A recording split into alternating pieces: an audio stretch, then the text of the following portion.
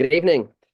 Welcome to Harvard Hillel's online speaker series. It is my pleasure this evening to have with us Peter Yost, who is the director of Nazitown, USA. I'll introduce Peter in just one moment, but I first want to give a special thank you to Ron Arkey, who is sponsoring this event. All of these programs really depend on support from viewers like you, and I thank you so much to Ron. I know this was an important topic with this documentary for him, so he was very glad to sponsor this program, and we are very grateful. So thank you so much, Ron. Peter, who is the director, producer, and writer of Nazitown, is a multiple Emmy-nominated documentary filmmaker and the founder of the Brooklyn-based Pangloss Films. He recently co-directed the upcoming feature-length documentary Drop Dead City, New York on the Brink in 1975, which won the 2023 Library of Congress Levine Ken Burns Prize, a national award for history documentary filmmaking. Yost has created 7 films for the PBS Science series Nova on subjects ranging from the Hubble Space Telescope to the Dead Sea Scrolls, from drones to the microbiome. In 2021, Yost directed and produced the landmark 4-part PBS series on mental illness, or miniseries on mysteries of mental illness, an exploration of the history of psychiatry and the dramatic attempts across generations to unravel the mysteries of mental illness. Among Yost's other celebrated films are Inside North Korea, which was nominated for an Emmy for Best Long-Form Documentary, The Color of Oil, another Emmy-nominated environmental film produced in conjunction with the New York Times, which investigated the greening, quote-unquote, of big oil, and Solitary Confinement, which helped lead to the reform of incarceration policies in Colorado and elsewhere. Peter, thank you so much for joining us this evening. Over the past few years, we've had a couple of documentary filmmakers with us, and it's really a pleasure to have you. Thank you so much for producing this film. Oh, well, thank you so much for your interest and for having me. It's a pleasure. For folks who might be new, or just as a refresher, later in the evening, we'll have an opportunity to hear from you, so you can ask a question. There's a Q&A icon at the bottom of your screen. If you click on that, don't raise your hand or anything else, just click on that. You can type in your question. And if we have time and your question gets selected, we'll promote you to turn on your audio, turn on your video, and ask your question directly to Peter. Please ask your question not anonymously, and also only ask a question if you're willing to come on, and then we can feature you, which is one of the precious parts of this program. So Peter, I want to begin with you, really just a general question. What always intrigues me with documentary filmmakers, and you can tell by the list of films that I mentioned a moment ago, is filmmakers often really cover a wide range of topics, things that don't seemingly have anything to do with each other. And so I'm very curious to hear the story of how you came to this film, what inspired you, why are you interested in it, kind of everything from when the seed was initially planted or came to you until production. Well, I do a wide range of subjects, and this is one that was quite close to my heart. I guess the seed was planted actually by a friend of mine and colleague who had made a short film a number of years ago that I had helped out with. It was called Night at the Garden. Marshall Curry had made it, and it was all of 6 or 7 or 8 minutes long, and it was based on footage that he had pulled together of a Nazi rally, essentially the German-American Bund rally, the group that we feature in this film in greater depth. The Bund rally at Madison Square Garden in New York City in 1939, where you had, to the untrained eye or to the trained eye, essentially 20,000 Nazis gathered together in one place in Madison Square Garden in 1939. I mean, it's rather jaw-dropping footage for those who have seen this film. It plays a prominent role. And Marshall had come across some of this footage. It had been used in little pieces in other documentaries, but was largely, generally, I wouldn't say it was lost in a formal sense, but very few people had seen it.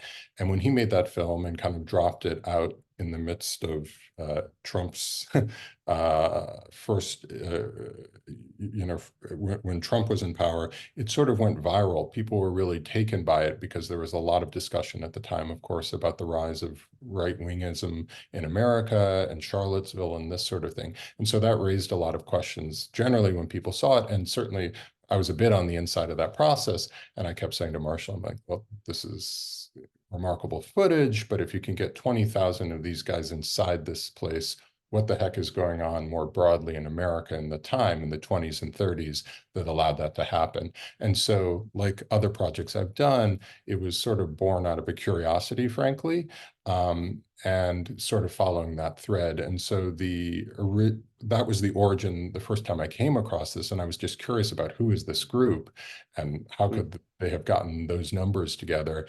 And so what American Experience was willing to do, which I'm deeply grateful for, because it's a shrinking ice floe sometimes, I feel, not to suggest that the film is, you know, incredibly substantive particularly, but it is a genuine attempt to take a deep dive into the real history without hype one way or the other, but to really excavate this past and try and take a look at what happened. And they were willing to really provide the context or give us the space to provide the context, to not just make a sensationalist. I think some of it is quite sensational and jaw-dropping just by its nature. But the goal of the film really, and my personal goal, was to contextualize, to look deeply at America at that moment of time and understand why, in many ways, this country offered fertile ground for the ideas of the Bund in this instance. But what we found as we followed the thread was it wasn't just the Bund, this single organization, which again is important unto itself, but they were actually one of many, probably hundreds of far-right organizations in the 20s and into the 30s that had similar ideas and that got traction to varying degrees across the country. And so it was really an opportunity to follow my curiosity, having seen that glimpse really, and to get into some of the broader context and the deeper questions. So when you started to do that research, I'm curious what surprised you most, or some challenges. Sort of, can you take us behind the scenes as you sort of moved from that idea and that curiosity to getting to actually making the film? Well, I knew from the Madison Square Garden rally that there was a visual component that was striking, certainly. The question from a filmmaking standpoint, I think that we all had was, beyond that, what existed, both in terms of photographic evidence and, or even better, moving pictures or film from the time. And that was I wouldn't want to speak in this context of a pleasant surprise that there was so much Nazi-related material, but from a filmmaking standpoint, it was powerful material. And that, so right from the start, when we started to poke into it, as again, those who've seen the film will know, there were summer camps that the Bund had, essentially functionally Nazi summer camps across America. Exact numbers aren't known, but probably in the dozens, along the East Coast, Midwest, and out West. And some of these camps had filmed their activities in part, in some instances, we think, for promotional videos, the way one might today film, hey, I'm running a, you know, whatever, a Jewish summer camp or a YMCA or whatever it is. You want to send your kid, here's a promotional video to see what it's like. So there was that kind of a reason to film it. And in other cases, some members of the Bund really believed in the Thousand-Year Reich. They believed that if Nazism triumphed in Europe and this was a foothold in America, that the Bund actually might have a long-term role to play in the American Nazi world that was to come.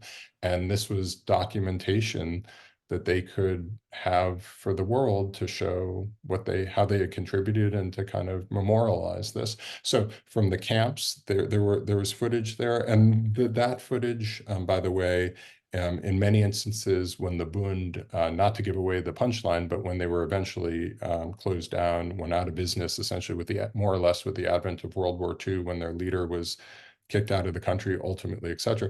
When the organization folded, in many instances, the materials were confiscated by the US government. And ultimately, in a roundabout way, made their way into the National Archives. And so some of this had been transferred and had been seen, and other reels are being seen in this film for the first time, that we kind of moved off of the film that had been sitting there for many decades. And so that was very interesting and kind of satisfying in a way to find in just an investigative sense. And then they also had footage of their meetings themselves, which appears in the film. Some of which, again, they had shot, and some had been shot for newsreels. They were very savvy with the press, perhaps like some white right-wing groups even are today. You know, they're usually not disinterested in getting attention. And so they knew that they were going to, in some instances, draw newsreels and other attention. And so some of that footage does exist, and we put it in. And then the final piece were, and this was very striking to me, was just, we kind of went, and perhaps in some ways this is the most haunting element, just personally for me, is we would go, I won't quite say library to library or community to community. There are a lot of libraries, a lot of communities across this country, but we went to small, medium, and large towns and cities, and called local libraries looking for materials. Just, hey, places especially where we knew or suspected that there had been Bund chapters, and asked to, you know, for help finding things. And in most instances, we did turn up materials, sometimes really striking photographs that were kind of banal of just local rallies, meetings. I grew up in Buffalo, for example, and was surprised to find that Fritz Kuhn, who we might well talk about, who was the leader of the Bund, just had been essentially, quote unquote, coronated in Buffalo in 1936 at the Statler Hotel, a hotel that I had known as a kid downtown. And I'd never known about this, of course. But the same thing happened when we, in Cleveland, across the Midwest, many different places. Now I'm in Brooklyn, and we looked in Brooklyn, and there, in fact, and it wasn't a Bund photograph, but in the early to mid 30s, there was a photograph in Prospect Park, the main park in Brooklyn, of the essentially the Nazis soccer team playing in the park and proudly posing for a photograph with the swastika, et cetera, et cetera. So the ubiquity of this stuff was striking and somewhat haunting to me. Well, I'm curious, how is how the film that you found the National Archive, how is that categorized? Interesting. They actually have it organized under German American Bund, like in terms of a search, Yeah. search. I think we found one or two things that were, you know, quote unquote, miscategorized or in different categories, but the bulk of it was recognized for what it was, and the organization was called that back then and still is known as such today. And so I don't think it was really a categorization. And then the films of the summer camp, sometimes they would just say summer camp or that sort of thing. It wasn't always very Mhm. specific. So I want to get into Fritz Kuhn in a moment, but just before that, you mentioned that there were, I think, tens or even hundreds of similar kind of right-wing, maybe fascist organizations. Why do you think fascism was so popular, I guess in the 30s in the United States? Mm. That's a big question. It's a big, and I guess I should just, to be slightly more precise or to correct myself, I want to be careful that, you know, fascism, where fascism ends and other forms of right-wingism, if you will, begin is a bit blurry sometimes. And this is clearly fascist in that, as we can discuss, or folks who have seen the movie know, it, at least in its early years, had direct connections to the Nazi Party in Germany. And so it was, you know, direct connections that in its earlier form, before the German American Bund, it was known as a group that was called Friends of New Germany, which actually, you know, prominent Nazis backed, and Hitler was aware of. And then that actually by the mid 1930s, by around 1935, the German government, it's actually really interesting, started to get worried that that it was that the existence of this group in America was irking, was upsetting too many Americans, and even might upset the American government and lead to a backlash. And Hitler at that moment, at that time, certainly wanted to keep as ridiculous as it might sound to say, but is lower profile, or he certainly didn't want to provoke American opposition more than he inevitably was doing. And so he didn't want to be seen as creating a domestic threat in America. And so actually ordered the disbanding of the Friends of New Germany. Fritz Kuhn, who again we can discuss in a bit, who ended up running the Bund, saw an opportunity. They shut down the Friends of New Germany, and Kuhn ran with the idea and the organization that had been there and rebranded it as a quote unquote American version essentially of this Nazi group, wrapped themselves in the flag and in George Washington and all kinds of things that we explore in the film. And so there was that transition that happened. I think to me, one of the most striking scenes is from the rally in Madison Square Garden with very patriotic rhetoric, meaning American patriotic rhetoric tied into this Nazism. So tell us a little about Fritz. Who was he? How did he come to found the Bund, and Sure. a bit more of that process? Yeah, I think he was, like all good right-wing successful dictators, a bit of a buffoon, and they're buffoons until, until they're not, I think often. People sometimes mocked him. He had a very heavy accent. He almost seemed to be out of Hollywood to some degree. He wasn't a terribly charismatic presence nor speaker, but his background was he had fought in World War One in Germany. He was a gunner actually, so sort of just a grunt essentially. Had like many in that experience, a very traumatic, by most accounts, go of it. And then, like many, suffered in the aftermath of the war in Germany. It was, as most people know, just massive economic, social dislocation after World War One and punitive reparations. And he, again, like many, did whatever he could to survive and got out of Germany via Mexico, actually, but that's a different story, and ended up with the goal of ending up in America, which he eventually did in 1924, I believe. And so he landed and went to work directly at a Henry Ford-owned hospital in the Midwest as an X-ray technician. It wasn't actually in a Ford factory, but and again, as many will know, Henry Ford was probably America, if not, one of the leading and most powerful anti-Semites in America, and certainly to some degree in the world at that point.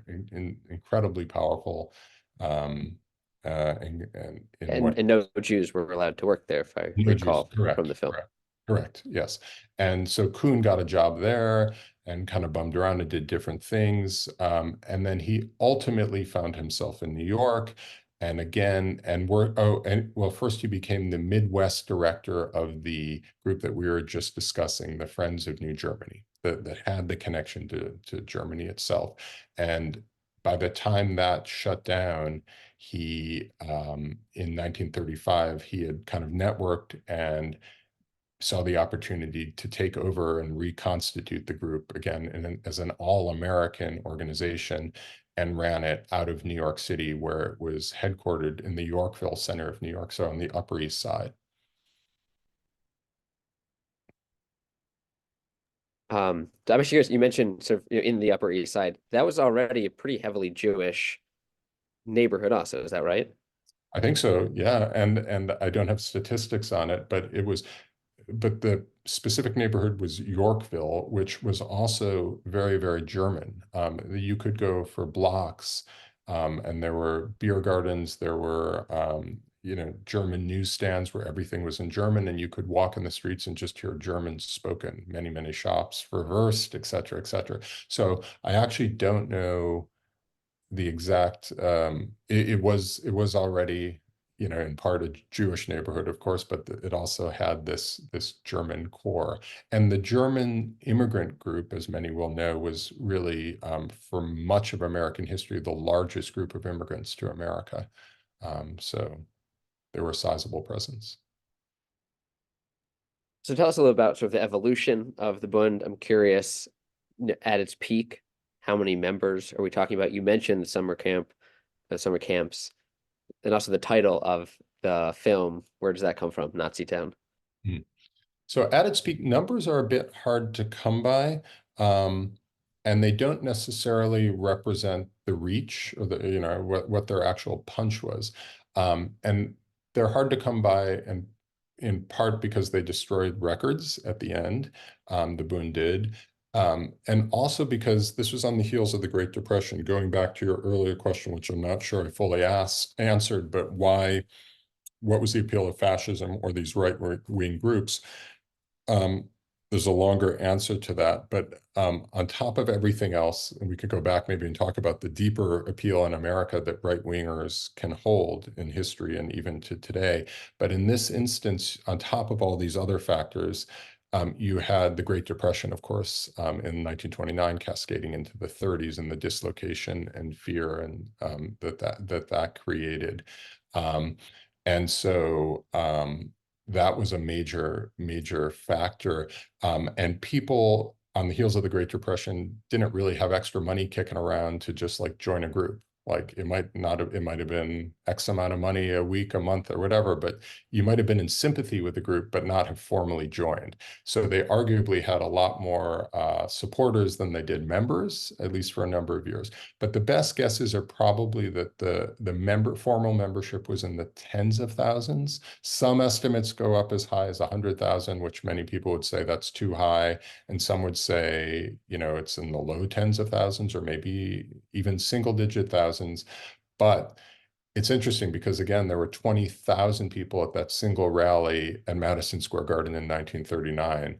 But And that was also only inside because it was sold out, right? So correct, then it was sold out. Exactly. you had And thousands outside. exactly. Although many of the people outside were counter-protesters, and that's something that maybe we'll get to as well. While as scary as this story is, in many ways, it's the silver lining and potentially the inspiring side too are the people who push back, and that there was a significant opposition from many quarters. And that's one example. I mean, we go in the film into certain specific folks we could talk about, but in that instance of Madison Square Garden, again, the numbers are tricky. The estimates are even as many, if not more, people outside. I'm not sure that's true, but there were certainly many thousands of people outside counter-protesting, which is powerful as well.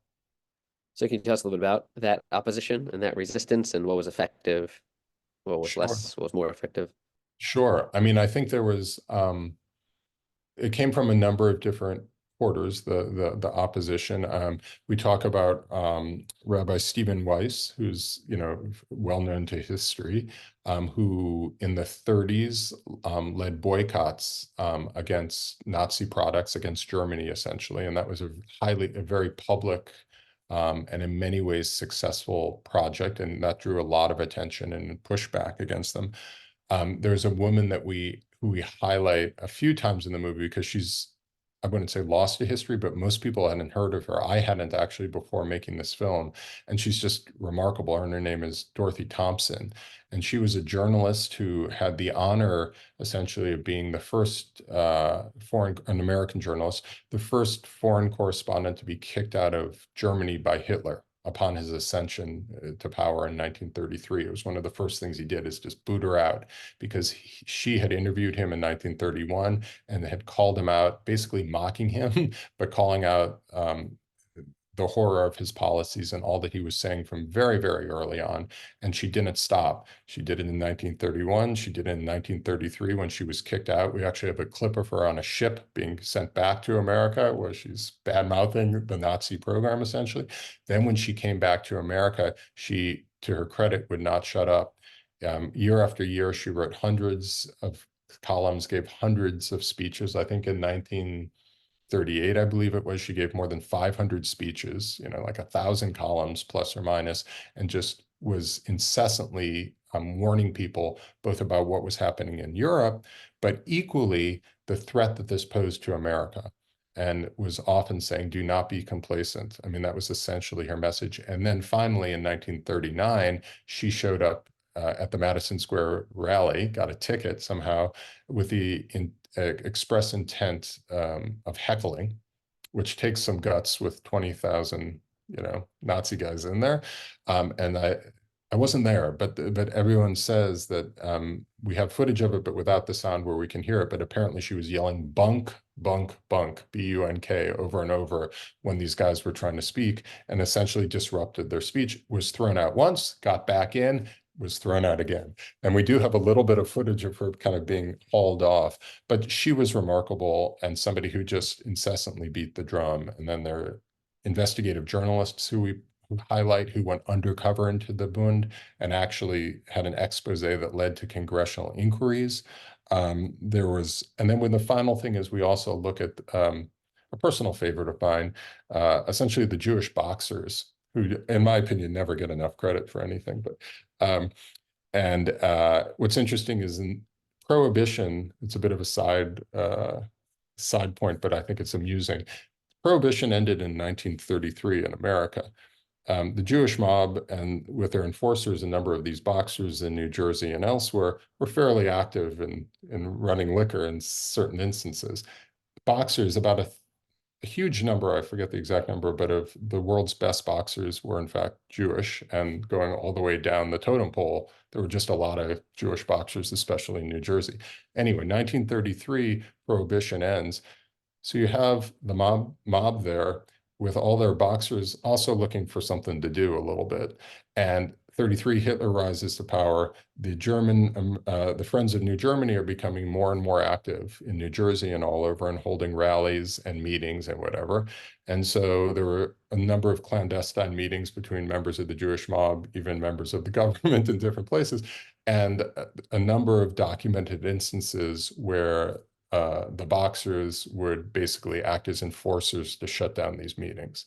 And so it's kind of a side point of history, but they physically would get involved. And some of these were reported in the newspapers, and we go into that briefly in the film. So you had all kinds of angles, from Jews, from rabbis who were protesting, to Dorothy Thompson, who was not Jewish, but an amazing eye for what was happening with fascism, to kind of Jewish mobsters, to, again, other investigative journalists, and then to general people who just saw the threat of democracy. So if I caught you correctly, you're saying there's some clandestine meetings between members of the government and these boxers or the mob that kind of oversaw them. Is that right? Yeah, there are rumors. I'm hesitant to be too concrete because we couldn't confirm it. We had lots of people tell us about them, and they're in Meyer Lansky's memoirs. He talks about how he was at these meetings, but it's just not, and we could have put it in, and here I am talking about it with a qualifier because it's entertaining. Sure. And it's sort Yeah. of, but we tried, going back to what I said at the very beginning, to just have a super, sounds pretentious, but just to kind of have a really narrow filter for what we would include in this film, because we had so much material that was solid and quadruple checkable and unquestionable, that I didn't want to get into a gangster said this later in life and told this story that we can't verify. But Lansky said that he had met with a district attorney who had called him in and asked him to take care of this problem. And so whether or not that actually happened, it appears in a number of books and in Meyer Lansky's memoirs. So one could pass that along, but I would put an asterisk next to it just because. Sure. Just a reminder, people who are watching, in a few minutes, we're going to turn to your questions and answers. So you can see at the bottom of your screen, a Q&A icon. Just click on that. You can type in your question. Do so by name, not anonymously, so we know who to choose if we select your question to promote you to turn on your audio and video. And also, please only ask a question if you're interested in coming on screen. So Peter, on that front, I know the FBI investigated the Bund, but they didn't take any action. And now there's, potentially some embellished stories of government working with the mob to help suppress this. Why didn't the FBI take action? I think sort of at a high level, and maybe this is only, in 2020 hindsight, you hear of this kind of pro-German Nazi organization, making its way around in the United States just before World War II begins. And it seems almost insane that that's allowed to happen, but how come the FBI didn't take further action? Yeah, absolutely.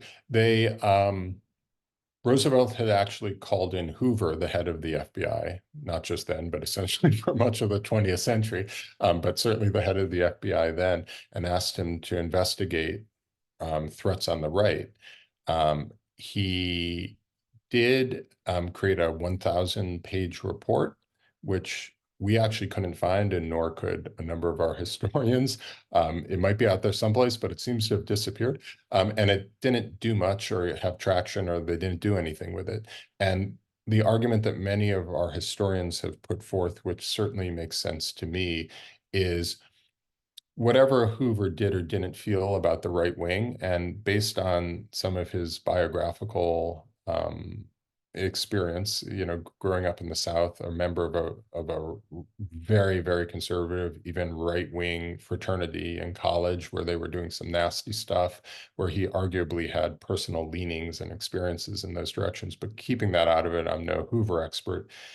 Regardless of what he felt about the right wing and or the Nazis, um, they offered, the Bund in America offered him a useful tool because they were anti-communist. The one thing one knows about Hoover is that he was really anti-communist. And so any group that was kind of even pushing back in that direction was a little more tolerable to him. And he put most of his energies into investigating the left rather than the right. But what's interesting is the House Un-American Activities Committee, which of course many people know from the 50s and McCarthyism and the kind of Red Scare and the investigation on the left, that was actually born out of this moment in 1930s history, where the government created that group, House Un-American Activities Committee. Doesn't necessarily say on the left. It was to investigate any and all threats to America from any side. And they were theoretically quite open to investigating on the right, and that was its original intent. But in fact, over time, of course, it became used for other purposes. So I'm curious, one effective response was, I think it was the Chicago Daily News or something like that, that ran a whole feature. So I wonder if you can tell us a little bit about that, but also kind of a broader question. The film really raises some important questions around free speech. You have clearly, a group organizing, using its constitutional right to do so, to kind of spread hate. And Obviously that's coming up again, both in general in the United States, but I think, specifically on Harvard's campus. I don't know how much you follow what's happened, especially this week, with really some viciously anti-Semitic cartoons that were posted by and reposted by a number of Harvard, both student and faculty groups, taken down with a tepid apology, but a strong response from the university president. And of course, campuses are different, and how free speech kind of plays itself out is different. The rights that are protected are also different. But I'm just curious to hear from you, and having reviewed this material, there is, I think, one way we can look at this to say that free speech was protected. The ACLU came out and I think supported the Bund's right to organize and to speak freely. And at the same time, putting Meyer Lansky aside and kind of the violence there, it seems as if there was really a countering speech with another form of free speech, and that seemed to have won out for the positive.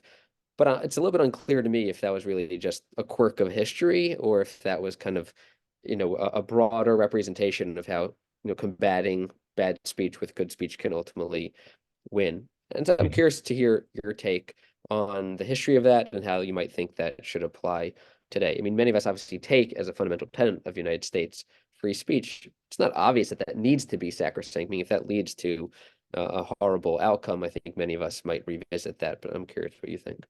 Well, I mean, that's the $27 trillion question right now, especially, as you said, what's happened this week and what's happening more generally these days, I would say. It's immensely complicated, isn't it? I think, I mean, I can speak to the history with the Bund, and then I could weigh in as a ignorant individual about what, just as a citizen, and what my opinion is about what I'm seeing today. But in terms of the history, I think it is important to at once note the similarities with the past and be like, in many ways we've been here before. These questions are not brand new ones, of course. And so to see how it played out in the mid 30s and into the late 30s is really instructive, I think. And as you suggest, to a fair degree, the ACLU did become involved in a case in 1935 to 1936 around the Bund in New Jersey on one of these summer camps where they were really spewing a lot of toxic stuff, needless to say. And they ruled that they were allowed to do so. I do think, again, not as a lawyer or as anybody else, but and as you know, of course, campus stuff is its particular a world unto itself, right? And so it's and what is allowed on a in a political arena in an independently run space off campus, as it were, at a camp that one wants to speak. I think it is a little bit of apples and oranges, though the issues are similar in some ways. I mean, I think what strikes me about I think this is related to this is it's connected to free speech, though not a direct reply to your question. But I have to say, what struck me digging through the Bund's material, and this might seem obvious, but was the degree to which in the same two sentences next to each other, one sentence from Fritz Kuhn and thousands of cheering people saying the Jews are the capitalists, pulling the strings of big capital and therefore must be stopped, et cetera, et cetera. I'm paraphrasing, needless to say, but you get the idea. So they put forth that idea. He put forth that idea. And 1 second later, the Jews are the communist threat, to da da da, and therefore must be stopped, right? So within two sentences, utterly opposing, viewpoints. They're capitalists and they're communists. Well, isn't that convenient? So whack whoever, whichever flavor you like, it's sort of a one size fits all complaint, isn't it? And so, and I think to my mind, there, at the risk of getting on a soapbox, there are those echoes of that throughout history, where wherever you are, whatever the watchword of the moment is, where you need to blame somebody, whether it's too much this or not enough that, there's kind of a one size fits all whipping post in a sense. And so there are ways in which that come up. And then it's tangential to your free speech question. But I do feel like the campus free speech question is very, very complicated. And again, I'm not saying there isn't a connection, but I don't know that if I feel completely qualified to weigh in, because there are a lot of differences, I think, too. Um, I appreciate both the answer and then the humility in the response there. Also, so ultimately, the Kuhn gets convicted of tax evasion, is right. That's how the government always goes after people who they can't, get them for something else. The Al Um, Capone, the Al Capone play, right? so he gets convicted of tax evasion, goes to prison for 2.5 years or so, and then gets and then there's a follow-up arrest, which then gets him exiled. Is that right? Mhm. Yeah, before the war, I mean, it was sort of a different set of rules. When a country's at war, of course, it's there are different standards for loyalty, etc. And so early on, the only way they could get him was on $14,000 embezzlement charge. Actually, a lot of materials from the Madison Square Garden rally, essentially merch that he had not paid taxes on, selling stuff at the rally, and some other things like that. Was paying for one of his mistress's psychiatrist with Bund funds, things that one shouldn't do, arguably, if you're going to run the German American Bund. Anyway, so they got him on financial mismanagement charges, and he went to jail for a couple of years. But then ultimately Pearl Harbor, and we entered the war, and a new set of laws were triggered or passed once we were at war, something called the Smith Act, among others, that basically made it illegal to be an unregistered agent of a foreign government, among other things. And so he was prosecuted under that he had to have registered with the American government as an activist for the Germans, et cetera, et cetera. And they used that to ultimately deport him after the war. So in 1945, he was deported under that provision, and then a few years later died more or less penniless in Germany. Oh wow. And so I'm curious about, if you were to entertain the counterfactual history, kind of like what Philip Roth did in the plot against America. Mhm. If Kuhn doesn't get arrested, or let's say, I mean, it's hard to sort of play out the history of Pearl Harbor not happening. Um, But it sounds like, you really do have this fomenting fascism, pro-Nazism in the United States. How close do you think we were to the brink of that becoming more popular? You mentioned the film The America First movement and Lindbergh, and kind of these different groups Right. uniting around a somewhat overlapping ideology. So where do you think that could have headed? And you're very right, of course, to cite Roth and others who've kind of trod there before as a counterfactual kind of fiction. This film tries to look at it, as you're suggesting, in a bit more kind of historic, sober, like what actually could have happened way. I think we do talk briefly at the end about Lindbergh's America First, which in 1940, I believe, was the largest group outside the non let's see, other than the Republican and Democratic Party. I think it was the largest essentially nonpartisan political organization in America. They had 800,000 members, I think, at that point, and they were growing fast, and he was quite popular. It's hard to say, and whether he would have.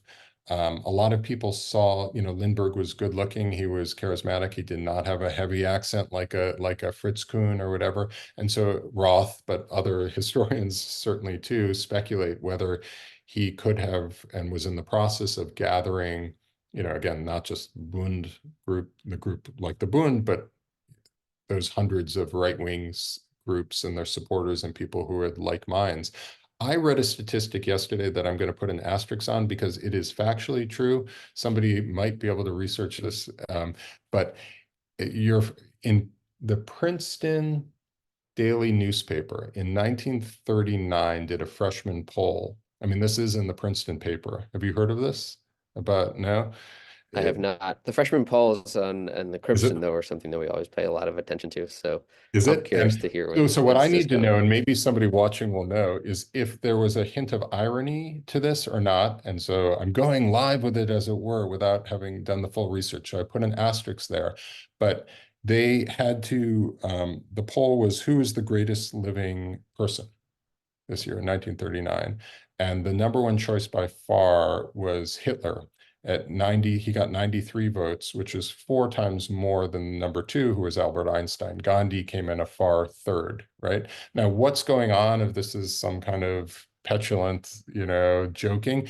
The following year, in 1940, the class coming in 1944 did the same, voted him as well. So I just mentioned that because it's in my mind because I just came across that yesterday. And I'm curious, though, I don't have numbers. I'm not sure anybody does. And I'm not suggesting that the majority of Americans were Hitler supporters, certainly at that point. But I think there were striking pockets of sympathy, um, either if not for Hitler, then for certainly a number of the ideals that were embodied by Lindbergh and America First. And that's something that we didn't talk about, but why all this, why the appeal, what you asked long ago for right-wing groups. And I think as we explore in the film, in the 1920s, the largest group in America, um, one of the largest groups was the KKK with 3 to 4 million members. 1 to 2 dozen sitting members of Congress were active members of the KKK with their racist and anti-Semitic platforms. I mean, these were not particularly marginal ideas. In 1924, they passed a massively restrictive immigration act against Jews, essentially making sure that at least 90% plus of the immigrants from Europe would be from Northern Europe, right? I mean, so it was a restrictive act. We had the Jim Crow laws that had been around essentially since Civil War, more or less, codifying the separation of the races is making a hierarchy that had appealed to the Nazis and those writing the Nuremberg laws. In many instances, they lifted language from state constitutions in America, in some cases rejecting it because it was considered to be too extreme. And one could go on. The anti-Semitism was rife with Hitler and others. So this is one of the reasons why the German Bund and other right-wing groups found fertile ground in America. And that was maybe one of the biggest shocks for me coming to this project, is that it's too comfortable and easy to think of this stuff as a foreign import. It's something that happened over there. We fought the good war, which we did, thankfully. I'm not diminishing that for a second. Push back against Nazism to make the world, quote unquote, safe for democracy. To a large degree, that is all very true. At the same time, there were a lot of elements in America that predated World War II that made these ideas quite comfortable for many people here. And in fact, if we had not been bombed in 1941, if Pearl Harbor had not happened, if we had not essentially been forced, more or less, to join the war, I think going back to your question, it's a very live question. What would the history have been? And huge numbers of people didn't want to go to war. Well, Peter, thank you so much for answering my questions. We're going to turn to some audience questions now, and we're going to begin with Murray Levin, I think is an alum of Harvard. Murray, you should be able to turn on your audio and video, and you can ask your question directly to Peter. Here I am. Peter, thank you very much. I'm class of 1957. I was born in 1935. So I'm 88. Still cogitating and still ambulating. But I remember hearing on the radio in 1939 and 1940 word of Gerald L.K. Smith and Father Coughlin. And actually, the other night on Rachel Maddow's show, she talked about Philip Johnson, the architect, who was also pro-Nazi. And I was wondering what the connection was between the Bund, whose headquarters, as I recall, was actually in Milwaukee, and Gerald L.K. Smith and Father Coughlin and Philip Johnson. Were they all connected, or were they acting independently? It's a good question. And those are amazing memories. Oh, sorry, go ahead. I just also want to add, thank you for the question. Ronald Arkey, I just had some trouble promoting him, but he had a very similar question. He also sponsored this evening's program, so I just wanted to make sure. I think Ron and I may be in the same class, if I'm not mistaken. Look at that. Okay. So, but Peter, go ahead. Right. Those are great. I won't say great memories. They're fascinating memories. Thank you for sharing them. I think, and I do know, about the stuff that you mentioned, the Maddow talking about, and the other Nazi sympathizers or collaborators. Coughlin was, I don't know of formal connections. I think there was a lot of movement between these groups. The Bund tended to be either first-generation German immigrants or German Americans who wanted to sustain their connection to the culture and not for other reasons. And so I don't know that Johnson, I'm sure they certainly knew of each other, these groups. I don't know if formal overlap existed, honestly. And in terms of the Milwaukee, the Bund was headquartered, as I understand it, the National Bund in New York, but they had, I think, nearly 100 local chapters, including, as you suggest, the Midwest was big and Milwaukee was big. I think technically, not that anyone, who cares? I think New York was probably, again, the formal center, but they had, Wisconsin was a big deal too. Yeah, there were a number of German immigrants into Wisconsin toward the beginning of the 19th century and later on. And I think there was a lot of sympathy there for pro-German activities.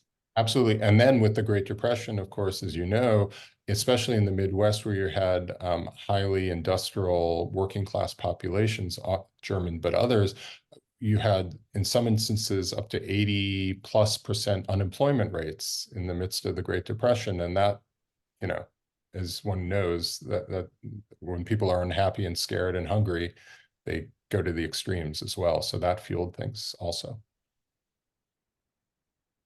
Well, Murray, thanks so much for joining and for your question. Ron, thank you for the similar question. We're going to turn now to Moshe Hoffman. I think he's a lecturer in the economics department here at Harvard. Moshe, thanks for joining. You can go ahead and ask your question.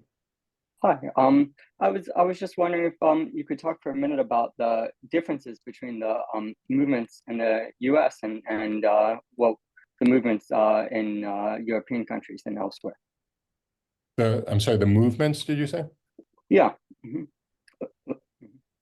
In terms of demographics, practices, beliefs, how might they have compared to fascist movements that you would find, I don't know, in France, in the UK, and so on? No, I think that's a good question. I don't have numbers for France and UK, et cetera, et cetera. I think in a formal sense, the Bund was, as we mentioned before, the numbers are tricky to know. Again, one doesn't want to exaggerate it in a formal sense. Again, people have estimated who've studied this stuff, maybe 10,000, maybe up to 100, though that's a push, maybe, but unlikely in the single digits. So it wasn't a huge group, but it had a lot of sympathy with the German immigrants here. And so I think this was in large part, and maybe more so than in France, I don't know, UK, I'm speculating here, but I think there was a huge cultural component to it here, where you had immigrants. It appealed to people who had been here in some cases, for a couple of generations. And the camps were marketed, for example, as, a cultural opportunity, just like, okay, my kids went to Jewish camp or whatever. It's also whatever else. You can swim, you can do this. There might be politics, but it's also a chance to retain a connection to the homeland in some sense. So I think there was part of that. And just because there were so many German immigrants here, there were a lot of people who followed. But sorry, I don't have numbers or, I don't know that much about exactly how I would compare it to that, except to say, once it also became the German-American Bund as opposed to the Friends of New Germany, when Kuhn took it over and kind of transformed it, it had a really weird American quality to it. I don't know if you've seen the film itself yet, but where they would actually do these moments where they would stand on stage with a quote unquote Indian, somebody in a headdress, in front of a portrait of George Washington with a guy with a Minuteman rifle and surrounded by American flags and swastikas, So it was this kind of odd hybridity.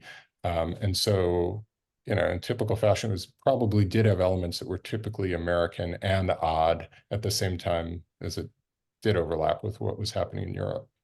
But sorry, I don't know the exact numbers or anything.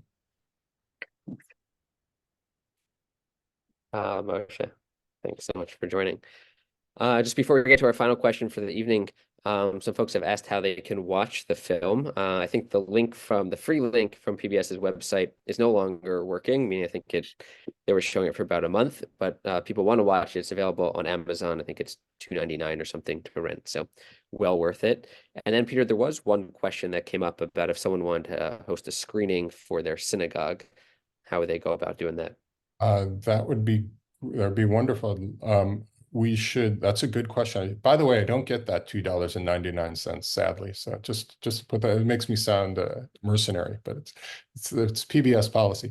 That's a good question. Is there a way they could contact you and you pass that on to me? Because I can arrange it with, I'll have to do it through PBS in that sense, but happily would love to do that. Great. So if anyone wants to, you can just send me an email and I'll then reach out to Peter and we'll make that work. For our final question this evening, we have Marilyn Kramer, an alumna of Harvard. Marilyn, please go ahead and ask your question. Member of the class of 1981, and I remember the last loop you did in the movie, how they blended into suburban America after the war was chilling, and to me, and I remember stories of my parents in the western suburbs of Boston talking about the Germans and the German community in the area. And I was wondering, was there evidence that the Bund tried to reestablish, American Bund tried to reestablish itself after the war was over and in the 50s? Because clearly, again, the memories are of there was activity at that time. No, it's a fascinating memory, and thanks. I think, again, I'm really, call me humble or ignorant. I don't know where the line is, but I'm not sure. I think, a number of people have said, and maybe from your parents or others, this is what I've heard from my grandparents or my parents as well, that in the 50s, after the war, ironically, again, I grew up in the 80s and 90s, and I did face a fair bit of anti-Semitism in Buffalo, just, ugly things that happen and whatever. And I remember complaining to a friend of my father's about that, who had also grown up in Buffalo, who had actually by chance gone to Harvard, but that's a non sequitur.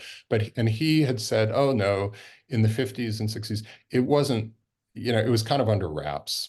coming out of World War II, it wasn't out of the, it wasn't so cool to be, that was our enemy. And so it was a little bit under wraps and we had a bit of a past. Now, that's completely anecdotal, and that's from a few people I know, and I'm sure there were differences. I don't know of a formal attempt, certainly to reconstitute the Bund. I mean, they had formally been banned, they had been disbanded, but I think the point that I'm glad it resonated for you, and I think the point that we were trying to get at the end of the film is, I mean, we were just wondering that same thing. And even if one doesn't have factual track for this person or that person who then joined this group or that group, I think the ideas, and that's what we do. We didn't talk that much about, but early on, again, why these ideas resonated in America, and that there were a number of people who found them very powerful and appealing, and why, and those ideas didn't go anywhere after the war. And there was a tendency after we won the war to pat ourselves on the back again, and many reasons we should, but to maybe take our eye off the ball about some of these dangers, the anti-Semitism that didn't go anywhere, the racism that didn't go anywhere, the right-wing interests that didn't go anywhere. And as we've seen in recent years, they really didn't go anywhere. So I don't know that we can say, the Bund reconstituted formally in X, Y, or Z. But I personally, just as a citizen and as somebody who researched this period, feel pretty confident that it's true that it blended back in and has not disappeared. You made the direct line to Charlottesville. Yeah. Marilyn, thank you for joining us and for your question. And thank all of you for joining us this evening. I'm really glad that we had a chance to have this conversation. If you haven't seen the film already, it's really well worth your while. So I'd go online, go to Amazon, maybe available on Apple, also anywhere. And it runs just under an hour, if I'm correct, right? Mm-hmm. Yeah. Peter, thank you so much for doing this, for being a filmmaker, for making this particular film, and especially at this moment, and really joining us this evening. I think it was a real privilege for me, and we learned a lot from you, both in watching the film and chatting with you. So we are very, very grateful. No, thank you so much, and thanks for all the questions and interest. It's wonderful. So appreciate it. And thank you, of course, to Ron Arkey for making this possible. You'll be getting some emails soon about future upcoming programs which we're working on. In the meantime, I want to wish you all well and have a wonderful night. And Peter, again, thank you so much. Thank you.